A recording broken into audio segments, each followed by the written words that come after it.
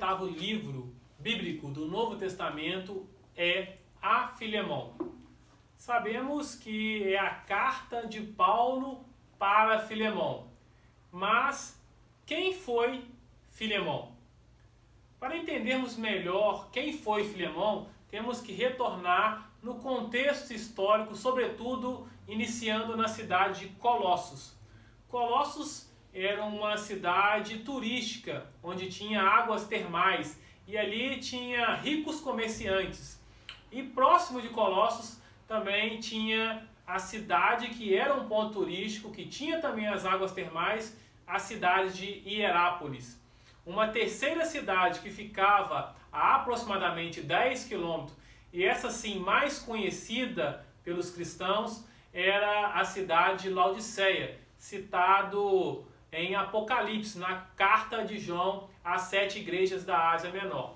Mas retornando a Colossos, nós estamos ali em um tempo onde ter escravo é legal, é permitido. E o escravo ele não tem direito nenhum. Ele era tratado como um objeto. E um desses escravos que estava ali na cidade de Colossos se chamava Onésimo. Onésimo, então, cansado de ser escravo, ele arquiteta um plano. Ele começa a observar como ele iria fugir do seu senhor. E assim ele rouba bens valiosos, ele rouba dinheiro e ele foge rumo à cidade de Roma.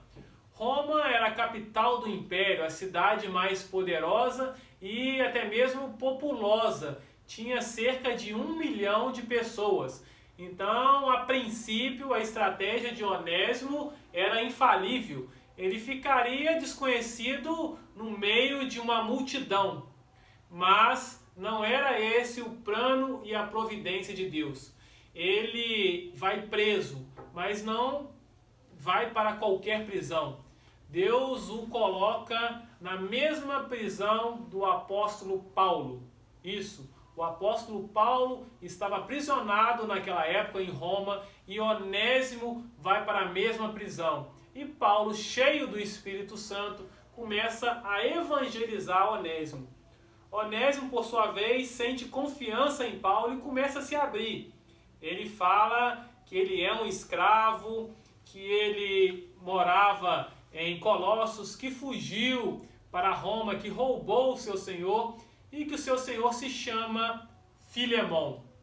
Paulo começa a interligar as informações e descobre que esse mesmo Filemão, que é o senhor, que é o dono ali de Onésimo, é o mesmo Filemão que Paulo evangelizou há tempos atrás.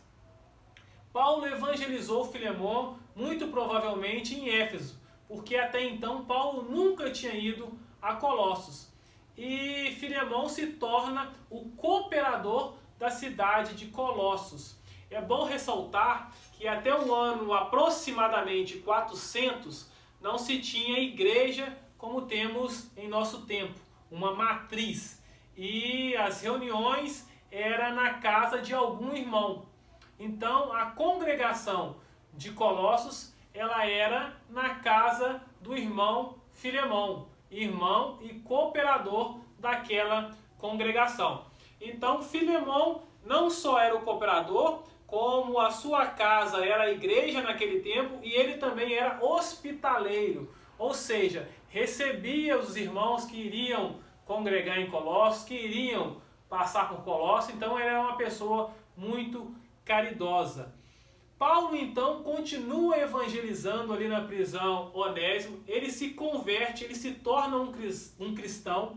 Paulo o orienta para, assim que sair, retornasse para Colossos, para o seu senhor, que restituísse tudo aquilo que tivesse roubado dele. E aí nós chegamos na carta de Paulo a Filemão. Paulo encaminha uma carta a Filemão, pedindo para Filemão receber Onésimo não mais como escravo, mas agora como um irmão na fé. Paulo chega a citar no verso 10 que Filemão é seu filho. Paulo estava direcionando não como um filho na carne, mas um filho na fé, que aceitou as palavras de Cristo, que se converteu ao cristianismo. Essa carta a Filemão não nos diz qual foi o final, mas por entendermos que Filemão, era uma pessoa caridosa, um cooperador, hospitaleiro, por certo, recebeu e acatou ali os conselhos, os pedidos de Paulo. Historiadores, não temos a certeza, mas historiadores dizem que Filemão deu a carta de liberdade a Onésimo. E logo em seguida, Onésimo se torna uma autoridade, segundo esses historiadores, um bispo ali na congregação, na igreja de Bereia. Pois bem, essa é uma das menores cartas do Novo Testamento, mas quanta meditação, quanto ensinamento temos na palavra de Deus. Primeiro, devemos meditar, devemos aprender com Filemão qual é o verdadeiro amor, o amor ágape, aquele amor que não pede nada em troca. Ele dá a carta de liberação a um escravo sem receber nada, sem ser restituído de nada, simplesmente pelo mesmo amor que Deus teve e tem por todos nós, o amor ágape, aquele que não quer nada em troca. Aprendemos com Paulo que devemos sim respeitar o ministério, as autoridades espirituais constituídas em nossa igreja, mas que não existe alguém melhor ou maior do que o outro. Paulo, sendo um apóstolo, ele só coloca no mesmo nível de um escravo. E chega até a citar que aquele escravo é seu filho. Aprendemos então a verdadeira essência da humildade, sobretudo na igreja cristã. E por fim, e talvez até mais significante para o nosso tempo, foi o ensinamento de Onésimo. Ele nos ensina a diferença de libertinagem e liberdade. Quando ele buscava liberdade no mundo, ali em Roma, desfrutando dos prazeres da carne, ele nos ensina que ele tinha, na verdade, a libertinagem. Libertinagem nada mais é do que o oposto da liberdade. É a devassidão, é a escravidão.